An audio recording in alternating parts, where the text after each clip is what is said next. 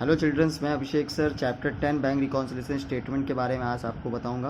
What is the bank reconciliation statement? When the customer tallies his balance of bank column of cash book with is the balance in account open in the bank and if there is the any differences then satisfy himself about this difference he prepare a statement on a particular date which is called a bank reconciliation statement. जैसे कि बच्चों मैं आपको बता रहा हूँ कि bank reconciliation statement जो होता है वो कस्टमर और बैंक दोनों के विषय में जो होता है, उन दोनों के बीच में जो डिफरेंसेस आ जाते हैं उसको दूर किया जाता है। दूसरी चीज़ मैं आपको ये बता रहा हूँ कि जो कैश बुक होती है वो आप कस्टमर की होती है और पासबुक जो होती है बेटा वो बैंक की होती है। जब इन दोनों के बीच में डिफरेंसेस हो जाते हैं तो बैंक रिकॉन्सिलिएशन स्टेटमेंट बनाते हैं ताकि हम इनके जो ही मतलब कि इनके डिफरेंसेस है उसे दूर कर सके और कस्टमर को सेटिस्फाई कर सकें कि आपके ट्रांजैक्शन और मेरे ट्रांजैक्शन यानी बैंक के ट्रांजैक्शन और कस्टमर के ट्रांजैक्शन दोनों अब समान हो चुके हैं, इक्वल हो चुके हैं। तो ऐसे ट्रांजैक्शन को बैंक रिकॉन्सिलिएशन स्टेटमेंट बना करके उसे सॉल्व कर दिया जाता है। दूसरा क्वेश्चन है what is the causes of difference between cash bank balance and passbook balance. ऐसे कौन कौन से डिफरेंसेस है जो कि कैश बुक और बैंक बुक के बीच के डिफरेंसेस को पूरा कर सकते हैं। जैसे कि लिखा है दो entry which have been recorded in cash book but they have not recorded in passbook up to the date. यानी कि अगर हमने कैश बुक में कोई चीज़ मेंटेन कर दी है बट पासबुक में मेंटेन नहीं हो पाई है तो ऐसी चीज़ों को भी हमारे बैंक रिकॉन्सिलिएशन स्टेटमेंट बनाना पड़ जाता है क्योंकि ऐसे डिफरेंसेस को दूर करने के लिए।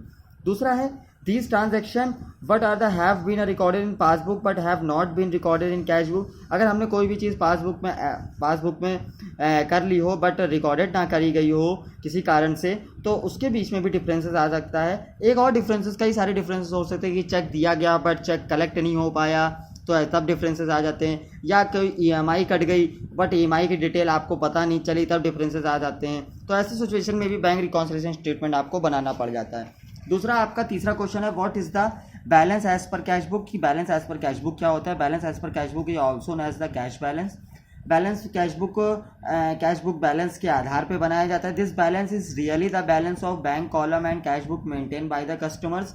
और ये कस्टमर्स के अकॉर्डिंग मेंटेन किया जाता है कि कौन सा कोई भी कस्टमर अगर आपको नहीं दे पाता है या कस्टमर को डिटेल दे नहीं पाते हैं तो उसके कारण से भी ये बनाया जाता है। When total of debit column is more than the total on the credit column. Debit column ज़्यादा होगा क्रेडिट कॉलम से। Bank account in the cash book, bank account के कैश बुक से। It is no as the debit balance, उसी को ही हम debit balance के नाम से जानते हैं।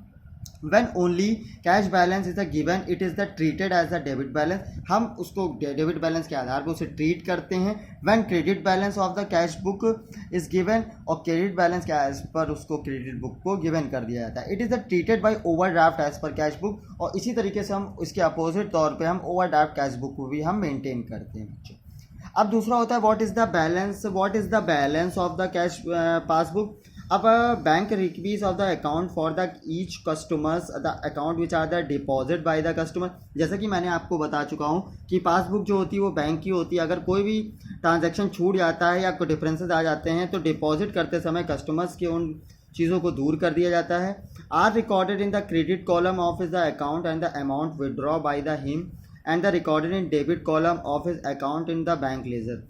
और इसी तरीके से उनके बैंक लेजर को भी वर्क किया जाता है, डेबिट कॉलम को वर्क किया जाता है। And withdraw the amount of the account और उनके अमाउंट को विदड्रॉ कर लिया जाता है। Many other amounts are recorded both of the and credit column which is the account. Debit column और क्रेडिट कॉलम दोनों को ले करके इस अकाउंट को मेंटेन करते हैं।